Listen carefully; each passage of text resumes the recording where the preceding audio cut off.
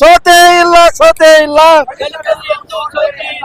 ಜೈ ಜೈ ಜೈ ಜೈ ಜೈ ಭೀಮ್, ಜೈ ಭೀಮ್, ಜೈ ಭೀಮ್, ಜೈ ಜೈ ಜೈ ಜೈ ಜೈ ಭೀಮ್, ಜೈ ಭೀಮ್, ಜೈ ಭೀಮ್. ಯಾತಕ್ಕಾಗಿ ಹೋರಾಟ,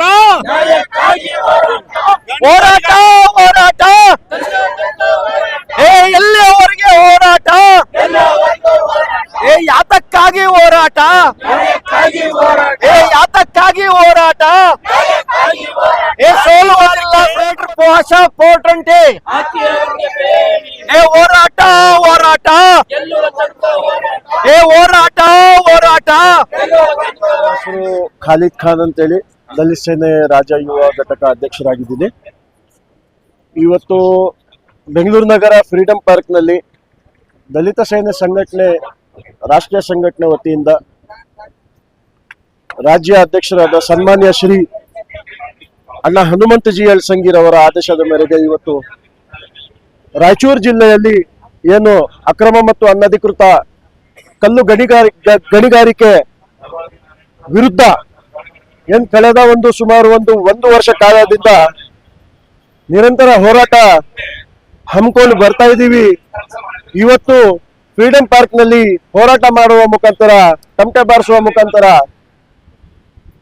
ಮಾನ್ಯ ಮುಖ್ಯಮಂತ್ರಿಗಳಿಗೆ ಮನವಿ ಕೊಟ್ಟಿದ್ದೀವಿ. ಆ ಮನವಿ ಏನಂತಂದ್ರೆ, ಮುಂದಿನ ಒಂದು ವಾರ ಕಾಲ ಅವಕಾಶದ ಒಳಗಡೆ ಆ ಕಲ್ಲು ಗಣಿಗಾರಿಕೆ SAP ಕನ್ಸ್ಟ್ರಕ್ಷನ್ಸ್ ಪ್ರೈವೇಟ್ ಲಿಮಿಟೆಡ್ ಹಾಗೂ Hindustan stone crusher private limited company ಮಾಲೀಕರಾದ ಅಕ್ಬರ್ ಪಾಷಾರ್ ಅವರ ವಿರುದ್ಧ ಕ್ರಮ ತಗೋಬೇಕು. ಅವ್ರ ಮೇಲೆ ಕ್ರಿಮಿನಲ್ ಕೇಸ್ ದಾಖಲೆ ಮಾಡಬೇಕು. ಯಾಕಂದ್ರೆ 100 ಕೋಟಿ ಹಗರಣ ಮಾಡಿದ್ದಾರೆ.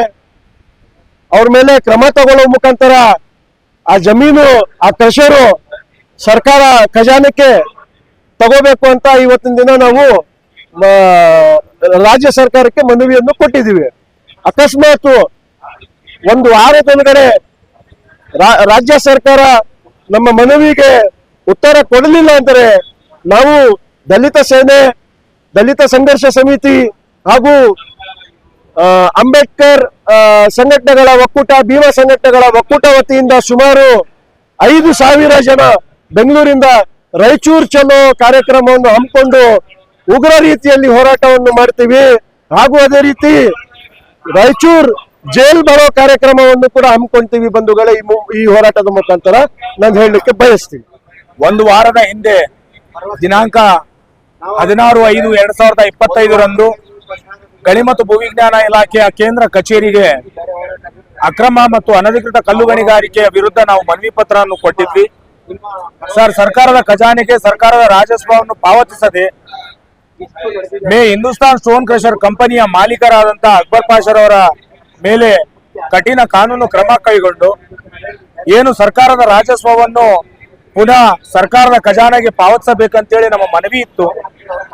ಆ ಮನವಿಯನ್ನು ಸರ್ಕಾರದ ಅಧಿಕಾರಿಗಳು ತಾರತಮ್ಯ ಮಾಡುವ ಮುಖಾಂತರ ರೈತರದಲ್ಲಿ ನೀರು ಜಲೆ ಬರೋದೆಲ್ಲ ಬಂದಾಗ್ಬಿಟ್ಟವ್ ನೋಡ್ರಿ. ಬೋರ್ಗಳು 4 ಇಂಚು 5 ಇಂಚು ಬರೋವಲ್ಲ ನೀರು ಬಂದಾಗ್ಬಿಟ್ಟವ್. ನೀರು ಬರೋವಲ್ಲ, ಏನಿಲ್ರಿ, ಕಾಲ ನೀರೇನಿಲ್ಲ, ಏನಿಲ್ಲ, ಬೆಳೆಗಳೆಲ್ಲ ನಾಶನ.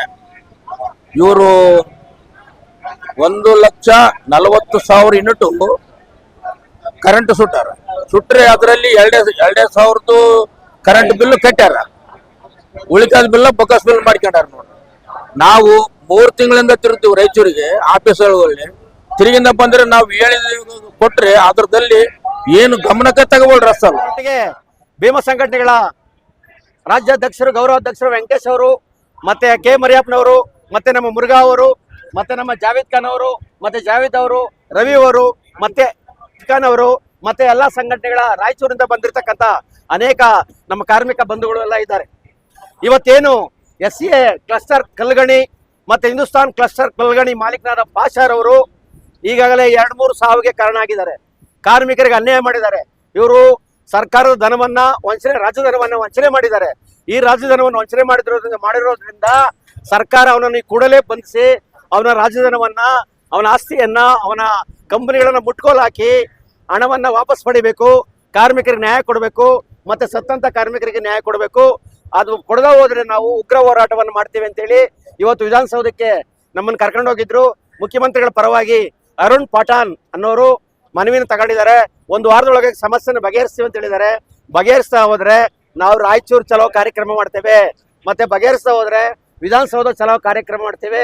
ಎಲ್ಲಿವರೆಗೂ ನ್ಯಾಯ ಸಿಕ್ಕೋದಿಲ್ವೋ ಅಲ್ಲಿವರೆಗೂ ನಾವು ನಿರಂತರ ಹೋರಾಟವನ್ನು ಮಾಡ್ತೇವೆ ಅಂತೇಳಿ ಈ ಮೂಲಕ ಹೇಳಲಿಕ್ಕೆ ಇಷ್ಟಪಡ್ತಾ ಇದ್ದೀನಿ.